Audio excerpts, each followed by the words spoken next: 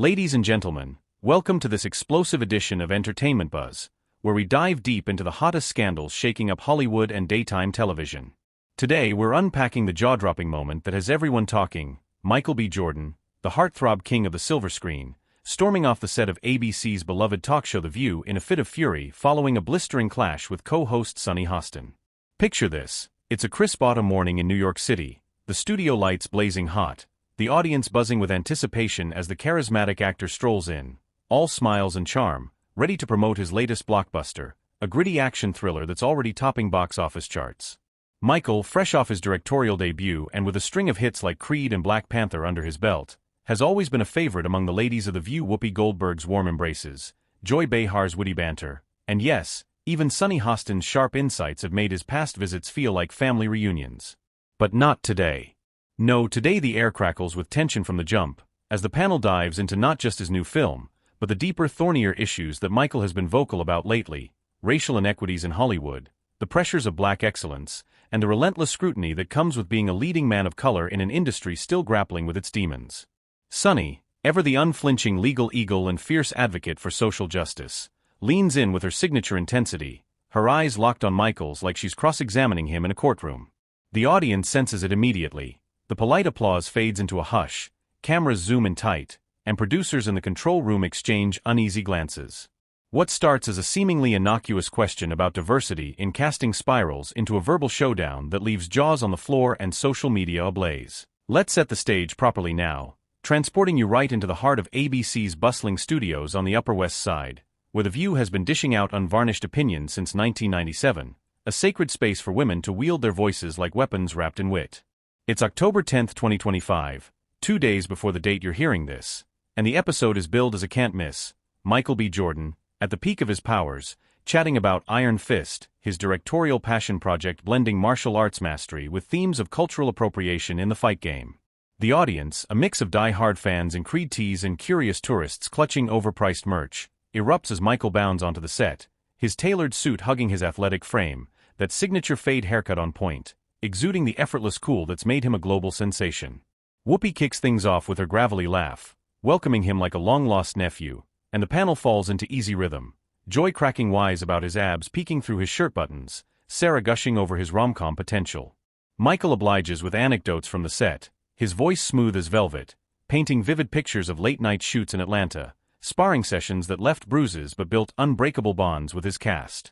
Laughter ripples through the room, commercial breaks tease more glamour, and for a solid 10 minutes, it's pure promotional bliss, the kind of segment that boosts ratings and book sales. But then Sunny Hostin, seated at the far end with her poised elegance and prosecutor's poise, tilts her head ever so slightly, her manicured fingers tapping the table like a gavel waiting to fall. She's no stranger to Michael. They've shared panels before, bonded over shared heritage and Harvard law nods, but today her questions carry an edge, honed by months of industry exposés on colorism and tokenism. The temperature in the studio skyrockets as the debate delves deeper, voices overlapping in a symphony of conviction and challenge that has the live audience on the edge of their seats, phones discreetly recording every second for the inevitable TikTok virality.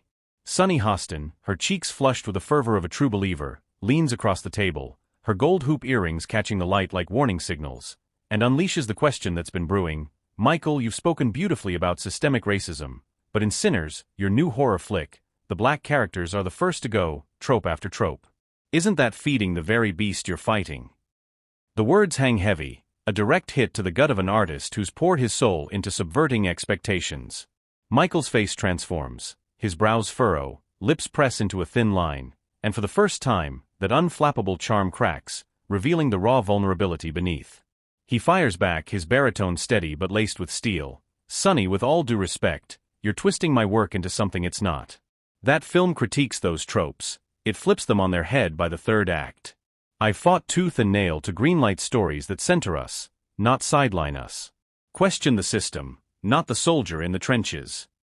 The panel erupts. Whoopi nods vigorously, her braids swaying like pendulums of agreement, while Joy throws her hands up exclaiming, "Ladies, this is why we can't have nice things.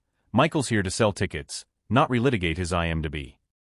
But Sunny, undeterred, her legal training kicking in like muscle memory, parries with examples from his past projects, from Without Remorse to voice work and animations, painting a portrait of selective activism that prioritizes profitability over provocation.